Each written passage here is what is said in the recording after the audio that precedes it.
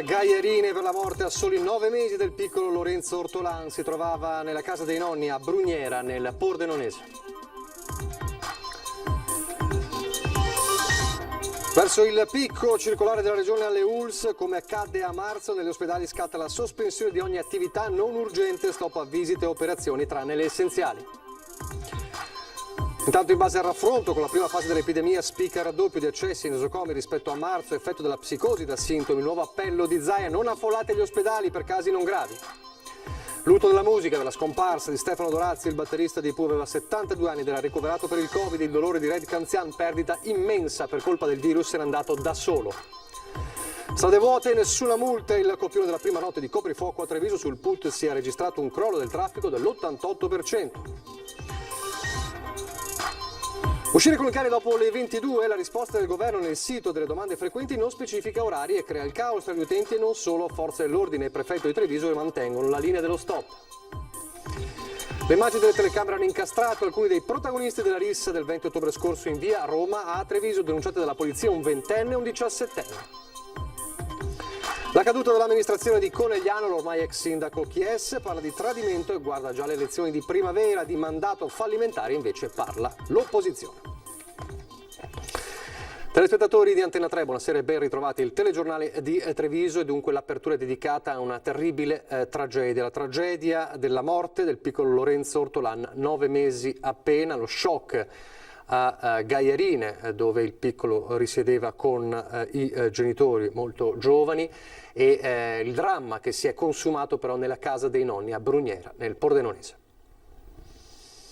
È un'intera comunità, quella di Gagliarina, ad abbracciare virtualmente in queste ore mamma Lara da Rossa e papà Andrea Ortolan. Lorenzo era il loro unico figlio ed è morto a soli 9 mesi. Sui profili social ci sono i sorrisi di una vita appena iniziata e l'entusiasmo di una coppia giovanissima e molto affiatata. Purtroppo quando ho preso la notizia ti lascia di stucco, senza parole, questa nuova famiglia che si era formata con il papà Andrea e Lara e il piccolo Lorenzo.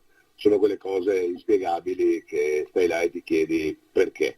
La tragedia si è consumata nel pomeriggio di venerdì a Brugnera, nella casa dei nonni, cui era stato affidato per qualche ora. È qui che il piccolo Lorenzo sta dormendo all'interno del suo ovetto. Al momento di svegliarlo però il bambino ha un respiro strano, sempre più affaticato. Immediato l'allarme alla centrale dell'emergenza di Palmanova, che invia sul posto in via del Massa l'ambulanza. Il bimbo è già in assistolia e le manovre di rianimazione, che durano ben 40 minuti, si fanno disperate. Quando arriva in ospedale non c'è più nulla da fare. La squadra mobile di Pordenone, ricevuta la notizia, avvisa la procura e cerca di ricostruire l'accaduto. Su disposizione del PM il medico legale effettua una prima ricognizione poco dopo le 17. L'ipotesi è quella di una tragica fatalità. Ad abbracciarli idealmente in queste ore difficilissime, oltre a Gagliarine, è anche il Calcio Orsago, la squadra di seconda categoria dove papà Andrea gioca, dopo aver militato per anni nel Francenigo. L'abbraccio virtuale alla famiglia e ai nonni, perché è spirato sostanzialmente tra le loro braccia.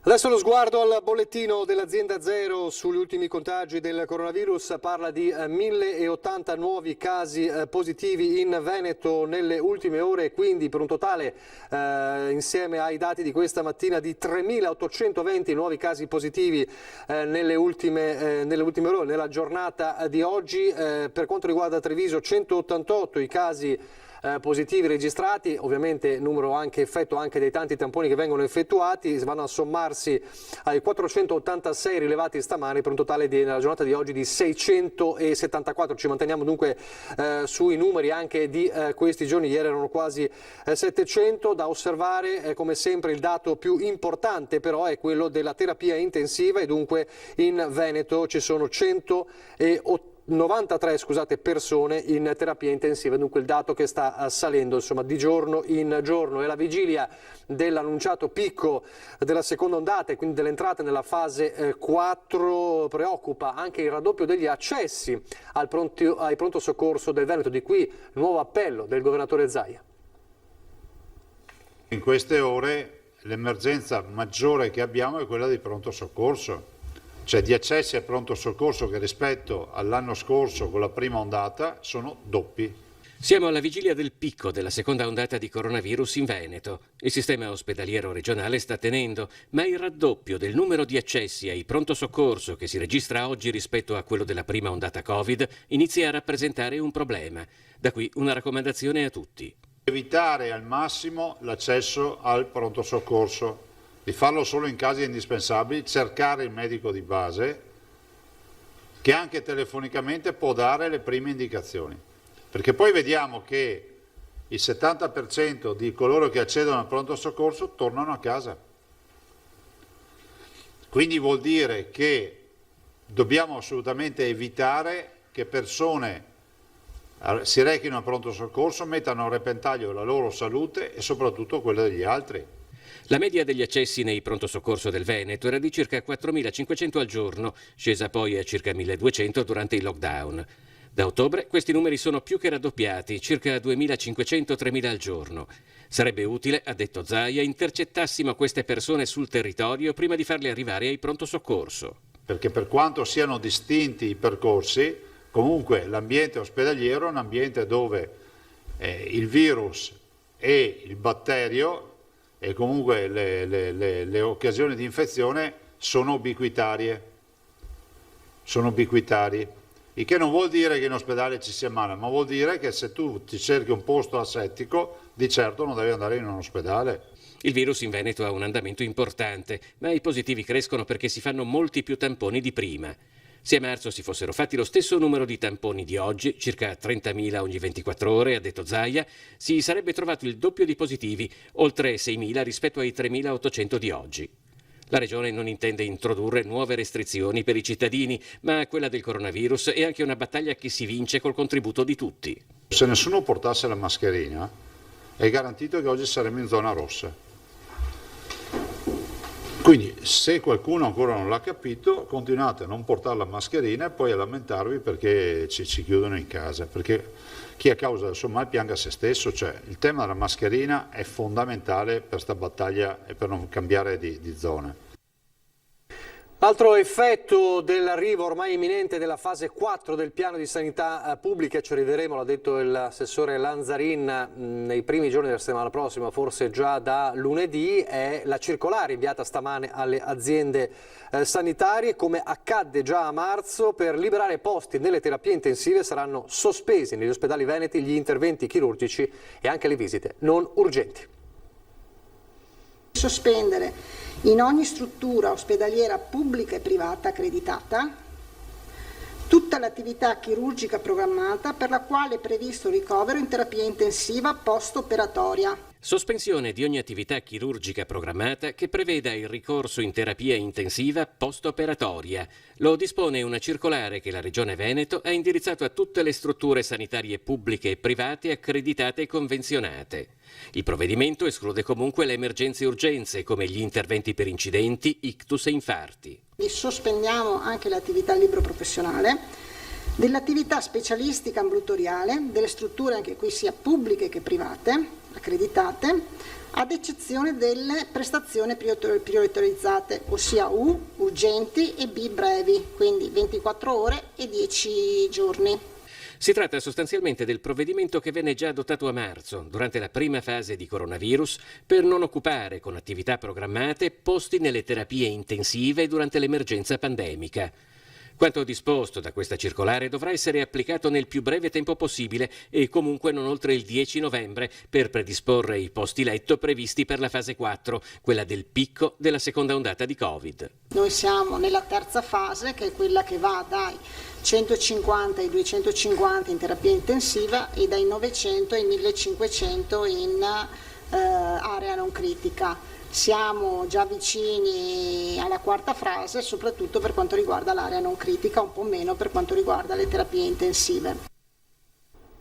Intanto è fondamentale ovviamente anche i tamponi, fare i tamponi per trovare gli eventuali casi positivi e a Conegliano ad esempio sta per entrare in azione anche l'esercito. È tanto che aspetta? È un'oretta. È contenta comunque di come stanno andando le cose? Sì, tutto bene, tutto liscio. Sì. Questa è una iniziativa lodevole. Certo, sì. Aiuta molto anche le persone che sono preoccupate per tutta la situazione. Sono tante le auto in coda per i tamponi in modalità drive-in alla zoppa Sarena di Conegliano, tutto però procede nel migliore dei modi e secondo programma. L'affluenza è importante, la stiamo gestendo comunque correttamente, ci sono dei tempi d'attesa ma compatibili con l'affluenza. Il punto tamponi si è deciso di farlo in quest'area per evitare i grossi disagi al traffico che si erano registrati nelle scorse settimane a causa del gran numero di auto in attesa del tampone nei pressi del distretto sanitario. Dal lunedì scorso, inoltre, qui è arrivato per dare una mano il personale sanitario dell'esercito. Con il loro aiuto si potranno superare i 1000 tamponi al giorno. È da lunedì che sono arrivati i militari dell'ospedale militare di Udine per dare supporto all'ULSS a fare i tamponi. Tant'è che è stato montato un campo suo, che è l'ospedale da campo militare, dove con circa 12 uomini loro verranno a fare i tamponi dal lunedì al venerdì. Le code sono scorrevoli e tutte le persone che devono sottoporsi al tampone accettano di buon grado di sottoporsi all'esame, anche con una dose di umorismo, sebbene il momento sia delicato. Si spera che in un finale positivo, ecco, dobbiamo lottare in quello. Quindi... Basta che non sia un risultato positivo. Questa è una bella battuta, sì, un finale sì, però ci vuole la collaborazione di tutti e un minimo di risorse per tutti, perché ci vuole l'impegno ma ci vuole anche il lavoro, ecco, questo è importante.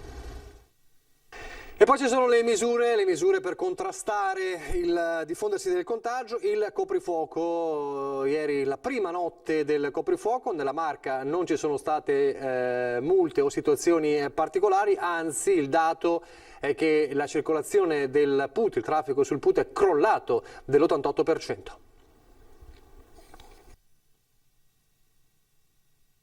Bastano le immagini del sistema di videosorveglianza del comando della polizia locale per raccontare questo coprifuoco d'autunno che riporta indietro le lancette dell'orologio a una primavera che nessuno avrebbe voluto rivivere. Il centro vuoto, le strade deserte, semafori che scandiscono la desolazione. Venerdì 9 ottobre i passaggi sul PUT erano stati 17.000, con il primo DPCM, quello dello stop alla Movida, 8.000. La notte scorsa l'ulteriore crollo. I transiti si sono ridotti addirittura a 2123, quindi ben l'88% in meno rispetto al primo dato del 9 di ottobre.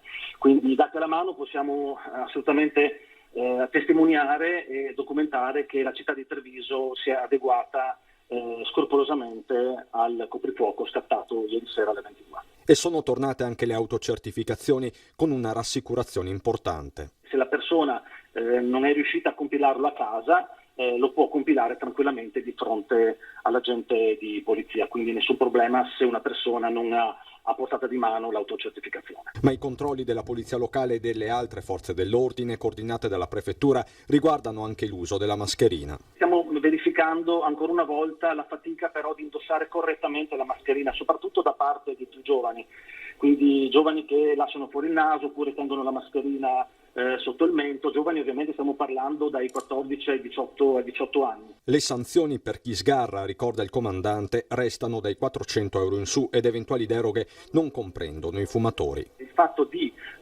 fumare e tenere giù la mascherina non è una giustificazione, quindi chi sta fumando e abbassa la mascherina è passibile di sanzione.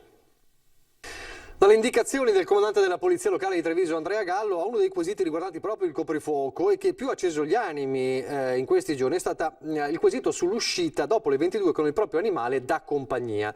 Diverse le interpretazioni in questi giorni con il caos e le proteste di molti. Un caos che però resta in queste ore, anche e soprattutto dopo che il governo nella sezione del proprio sito riguardante le domande frequenti nella zona gialla, a una domanda su questa, l'abbiamo visto all'inizio, risponde che è possibile uscire con il proprio cane, ma solo per far espletare bisogni fisiologici, mantenendo una distanza di 1 metro obbligatoria da altri padroni di animali ed evitando così assembramenti. Ciò che manca è però l'assenza di una precisazione sull'orario e che sta creando ovviamente il caos anche tra gli stessi prefetti e tutori dell'ordine, che parlano di una risposta criptica e poco chiara, insomma, in Veneto. Maggioranza e compreso il prefetto di Treviso sono però decisi a mantenere la linea del no all'uscita con il cane dopo le 22, pur ribadendo appunto che l'interpretazione non è chiara. Il prefetto di Treviso ci ha chiaramente detto insomma che a Treviso non passerà insomma la linea del permissivismo, ma questo appunto è un tema perché manca una chiarezza precisa sulla risposta data nella FAQ, cosiddetta risposta del governo alle domande più frequenti.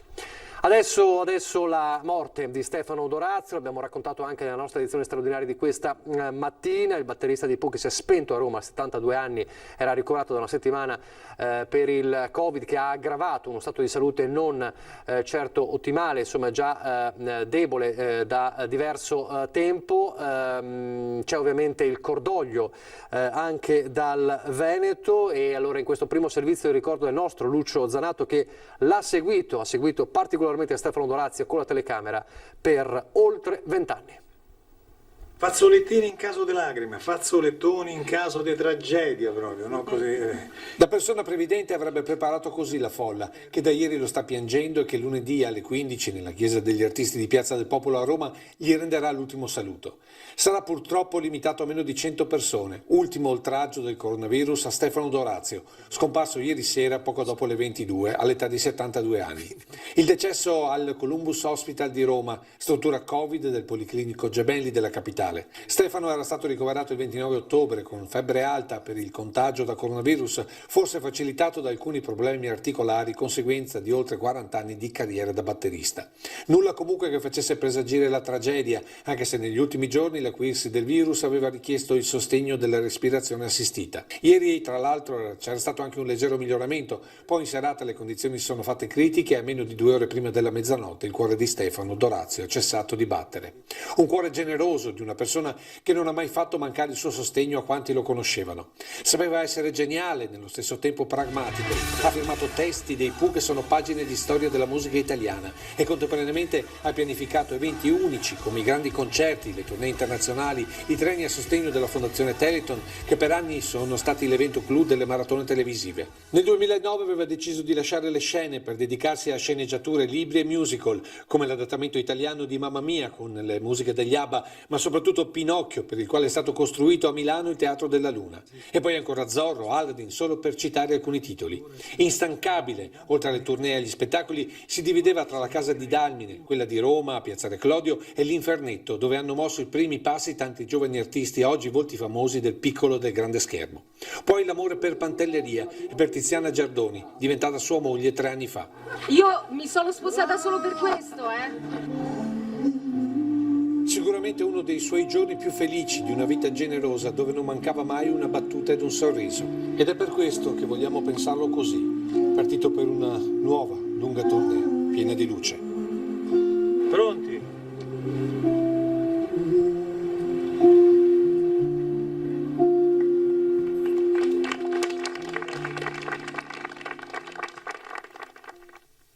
I tanti messaggi di cordoglio, ovviamente tra i primi quello di Red Canzian per la scomparsa del suo grande amico Stefano Dorazio. Sentiamolo.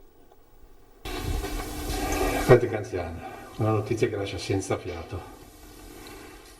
Una notizia come questa non si è mai preparati a dolori come questo, ma in questo caso è ancora più devastante perché questa è una malattia bastarda che oltre al dolore della scomparsa di una persona che ami, aggiunge la crudeltà del fatto di doverlo lasciare andare via da solo, di non potergli stringere una mano, di non poter avere il conforto delle persone che ami, e quindi è stato tutto così improvviso e brutto e anche crudele. Era una settimana che ero ricoverato. Sì, era entrato giovedì notte della settimana scorsa, ma sembrava una febbre da influenza, poi chiaramente è risultato positivo al Covid e probabilmente il suo corpo era più debole in questo momento, probabilmente il Covid ha trovato terreno fertile. L'ultima volta che hai parlato assieme a lui? Ma ci siamo scritti l'altro giorno, 10 giorni fa. Per lavoro, a giugno era venuto a Milano in studio da me e io con lui ridevo sempre perché riusciva a mettere leggerezza anche nelle cose meno leggere. Era un uomo per bene, un uomo onesto, un uomo che davanti allo specchio non si raccontava le bugie, era molto onesto con se stesso e poi con gli altri, e quindi è una grandissima perdita. La mascherina, mi raccontavi prima, che era lì con te nel momento più difficile tuo. Ah sì, poi sapere che non poter andare da lui, e invece lui c'era quando io mi sono risvegliato nel 2015 in rianimazione dopo aver avuto l'intervento al cuore. C'era mia moglie, i miei figli e lui, con la mascherina e il cappellino, me lo ricordo ancora. Avrei voluto fare la stessa cosa. E 2 anni fa è venuto proprio in questo studio Stefano Dorazio, c'era Ferdinando Varino a condurre a 20:10 e c'era anche Lucio Zanato, è venuto a presentare in queste terre, in questo Veneto, il suo libro in cui raccontava il suo matrimonio. Allora vediamo proprio un breve estratto di quella puntata del novembre del 2018. Dei ricordi con Stefano Dorazio ce ne sono a quintalate, a treni, visto che tante cose abbiamo fatto i Teleton, abbiamo viaggiato lungo tutta l'Italia e non solo. La presenza di Stefano Dorazio è di una persona con un'energia incredibile, perché voi lo vedete quando l'avete visto, quando sale sul palco e per 2 ore e mezza, 3 ore e mezza va avanti a battere sempre, e poi quando smonta fa il manager. che è una cosa completamente diversa ma altrettanto difficile, perché tu finisci il concerto verso le 11:30, mezzanotte, e lui puntuale alle 8:30, 9 del giorno dopo è in ufficio, pronto, via, ha una valigetta segretissima dove dentro ha sicuramente tutti i codici segreti del mondo. Che domanda potremmo fare a Stefano? Allora, c'è la classica domanda che gli fanno ovunque, ogni volta che passa, ogni volta che presenta un libro, e dicono: "Ehi Pooh?" E belli, sono venuti al matrimonio, si sono divertiti tantissimo, devo dire, li continuo a vedere mediamente sempre, mi danno le musiche quando faccio degli scellerati musical e niente, continuiamo ad avere un rapporto veramente molto molto bello, che nonostante non siamo più sul palco a fare quelli che suonano, facciamo quelli che sono amici, perché è molto più importante. Certo. Noi abbiamo avuto questa grandissima fortuna di aver anteposto l'amicizia a tutto il resto, quindi al denaro, al successo, agli applausi e quant'altro. E questa cosa qui è indelebile, rimane, anche perché con i Pooh 50 anni di matrimonio senza sesso, che devo dire non è il massimo della vita, però alla fine sono pur sempre, ho passato più tempo con loro che con chiunque altro nella mia vita. E poi tanti ricordi commossi degli artisti veneti e trevigiani. La scomparsa di Stefano è l'ennesima brutta notizia di questo terribile 2020. Stefano mancherà tantissimo al suo pubblico e alle persone che lo conoscevano, perché oltre ad essere un grande artista era anche una bravissima persona. Questo è il ricordo di Sabrina Salerno, del musicista ma soprattutto dell'uomo Stefano Dorazio, un ricordo commosso è anche quello della cantautrice castellana Donatella Rettore. Per me Stefano uno che rimarrà sempre, perché lui era eternamente pronto a ridere, a scherzare, a prendersi in giro, a mettersi a disposizione. Oltre al grande musicista se ne va via anche un uomo molto per bene, è un uomo divertente, un uomo che non amerebbe essere ricordato con malinconia o con nostalgia. Tanti ricordi social, poche righe quelle affidate a Facebook dalla veronese Ivana Spagna. Ciao grande Stefano, sarai sempre nel mio cuore. Pochi istanti di pubblicità, poi a Conegliano.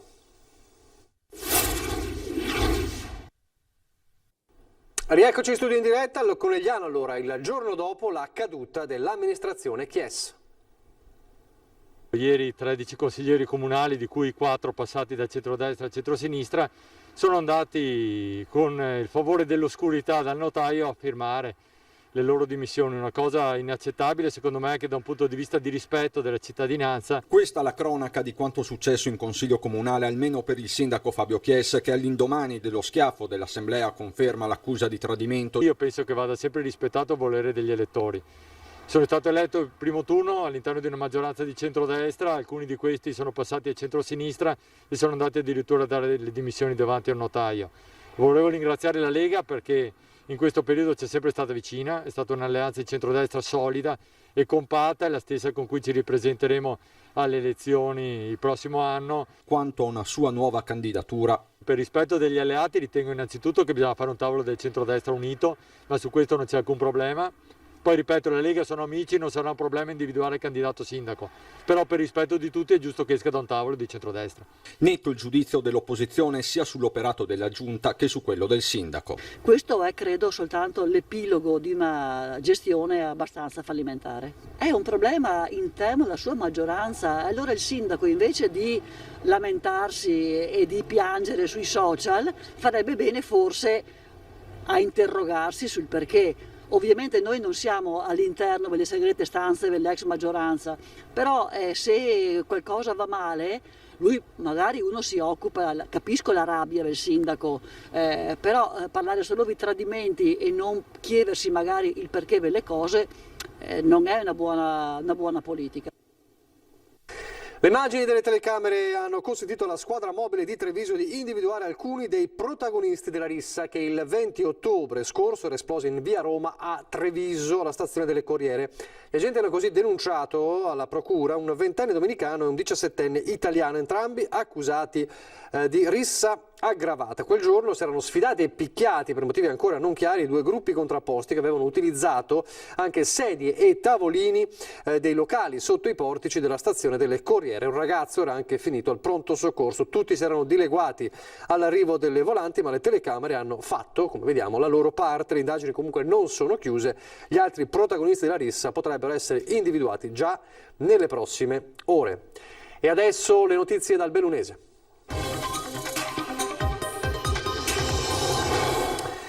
Iniziamo come sempre con l'aggiornamento anche qui del coronavirus. 230 i nuovi casi positivi registrati oggi nel Bellunesi, 75 ricoverati in subintensiva, 7 in terapia intensiva, un decesso, una donna di 78 anni ricoverata a Feltre. Quindi 230 i nuovi casi positivi registrati nel Bellunesi, insomma il trend che rimane alto anche in questa provincia. Intanto, tornando a parlare di cronaca, l'indagine della squadra mobile di Belluno, durata 8 mesi per incastrare una banda dedita a numerose razzie.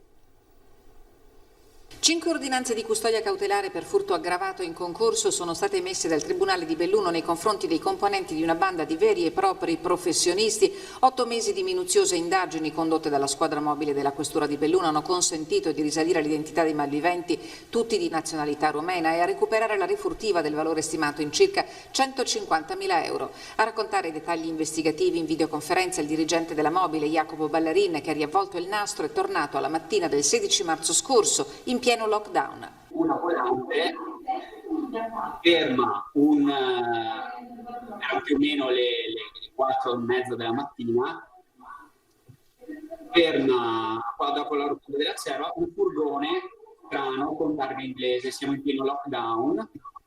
Viene controllato questo furgone dalle volanti e viene trovato all'interno di questo furgone refurtiva per 87.000 euro, tutte biciclette sportive. Quel furto è stato messo a segno la stessa notte in un negozio specializzato di Romano De Zelino. Il conducente del mezzo, romeno di 26 anni, sconosciuto sul territorio italiano, viene sottoposto a fermo di indiziato di delitto. Le indagini scattano immediatamente. Al setaccio della sezione antirapine finiscono i tabulati telefonici e le tracce del GPS. I primi collocano contatti riconducibili a 3 soggetti pluripregiudicati presenti in concomitanza a 3 furti messi a segno fra il 5 e l'8 marzo fra Cesio Maggiore e Sedico. Il GPS conduce i poliziotti in via Fratelli Rosselli a Belluno, dove nel garage di un'abitazione abitata da una coppia di romeni, 26 anni lui, 37 lei, vengono recuperate le bici rubate, la nuova Cicli San Vido di Cesio Maggiore e il materiale agricolo sottratto alla Donadel di Sedico.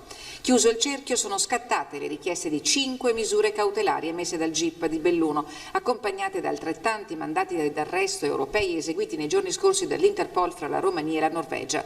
Ai domiciliari a Belluno è stata invece confinata la 37enne operaia in un'azienda in provincia. All'appello manca solo il romeno, il cui fermo a marzo diede il là all'operazione, ma i giorni anche per lui potrebbero essere contati.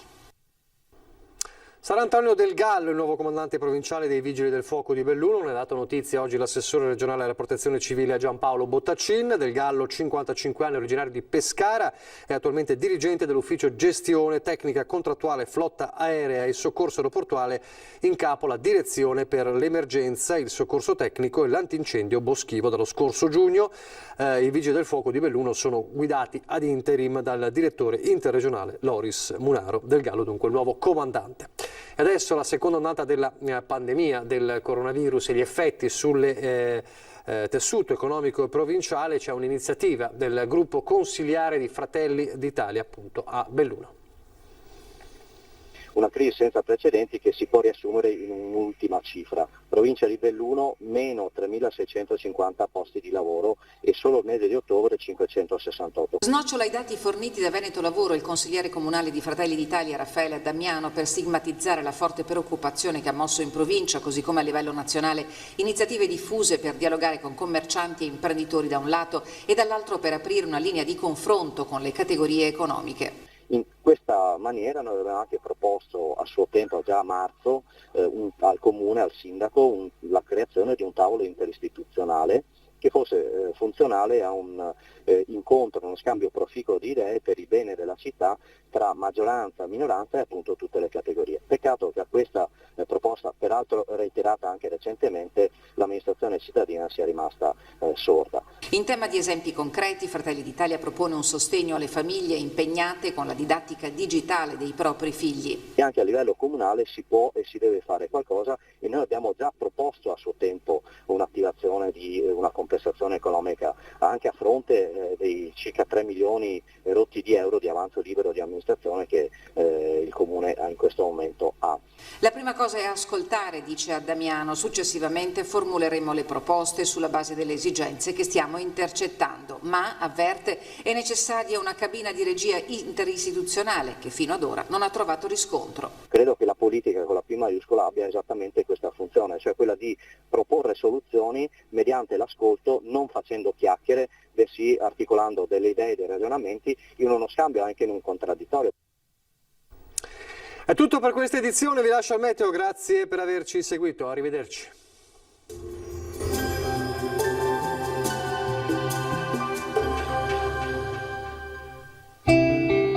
Il cuore vive finché ha qualcosa da amare, così come il fuoco avrà qualcosa da bruciare. Benvenuti al meteo. Sarà ancora l'anticiclone ad accompagnarci in questa domenica 8 novembre. Vediamo la previsione nel dettaglio. Sul Veneto al mattino avremo locali riduzioni della visibilità più frequenti negli altipiani delle prealpi e sulle pianure più meridionali della nostra regione. Più sole invece dal pomeriggio con cielo sereno o a tratti localmente poco nuvoloso. Temperature minime tra 5 e 8 gradi, valori massimi oscillanti invece tra i 14 e i 17 gradi all'incirca. Ci spostiamo ora sul Friuli Venezia Giulia, anche qui avremo una bella giornata di sole con cielo sereno o poco nuvoloso e non sono attese piogge degne di nota. Temperature minime fino a 10 gradi, massime sui 16-17 gradi. Ci spostiamo infine sul Trentino Alto Adige, dove la situazione sarà simile, bel tempo salvo per locali addensamenti sui settori più settentrionali, ma senza ulteriori conseguenze. Temperature minime sui 5-6 gradi, massime fino ai 16 gradi. Dal meteo di Antena 3 per ora è tutto, grazie per l'attenzione e arrivederci.